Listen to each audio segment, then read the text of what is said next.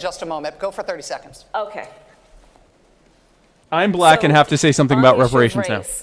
I couldn't agree more that this is an issue that is still not being talked about truthfully and honestly.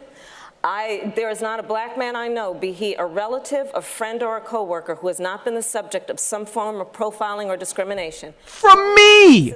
Right. From me! You were the most powerful attorney general in the country. You locked up millions of black people. From you. For doing something that you now claim to have done. Yeah, I did drugs and then immediately locked up a bunch of fellow black people. Well, I'm part black. Commit yourself to the importance of finding just the sheer audacity. My family too experiences the fear of me and my actions. Vote for me. Of two United States senators who built their reputations and career on the segregation of race in this country. Oh, is this what we're doing? And it was not only that, but you built your career and reputation on giving head. Busing. And caging people. And there was a little girl in California who was part of the second class to integrate her public schools. And she was bused to school every day. And that little girl was me. So I will tell you that on this subject, it cannot be an intellectual debate among Democrats. We have to take it seriously. It was smart for him to look at her, though. We have to act swiftly. As Attorney General He's of California, doing the best he can in this, honestly. A requirement that all my special agents would wear body cameras and keep those cameras on. Well, they lock up people and kill them. Thank you. Vice President Biden, you have been invoked. We are going to give you a chance to respond. Vice President Biden.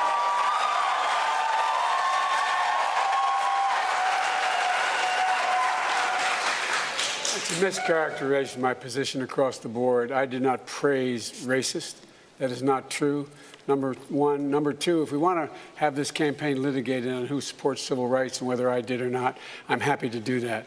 I was a public defender. I didn't become a prosecutor. I came out and left to go. Joe Biden.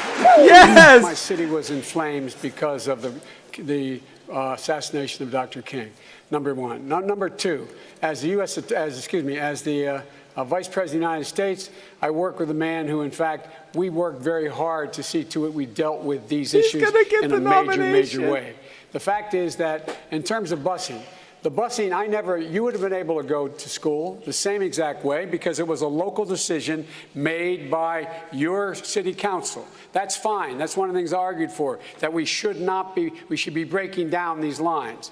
But so the bottom line here is, look, everything I've done in my career, I ran because of civil rights. I continue to think we have to make fundamental changes in civil rights.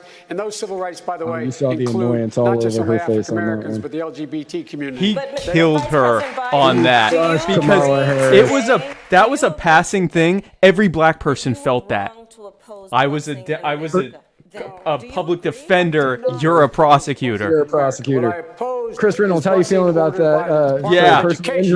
Personal injury attorney Chris Reynolds. Harris prediction. To integrate public schools in America, I was part of the second class to integrate Berkeley, California public schools almost 2 decades after Brown v. Board of Education. Because your city council made that decision. It was a local decision. So that's where the federal government must step in. That's why we have the Voting Rights Act and the Civil Rights Act. That's why we need to pass the Equality Act.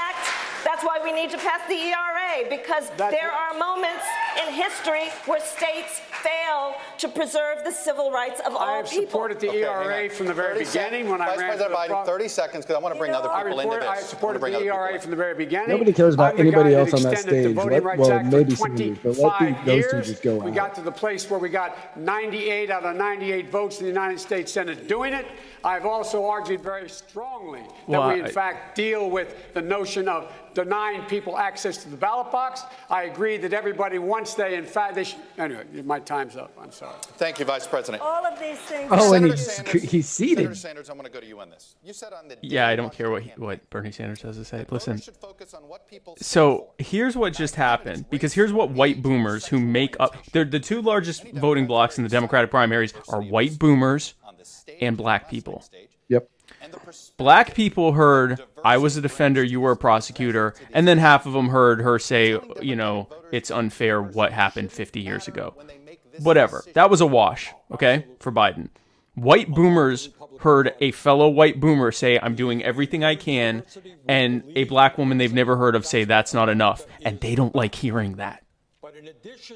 True or false, they don't like hearing that they didn't do things right. Right.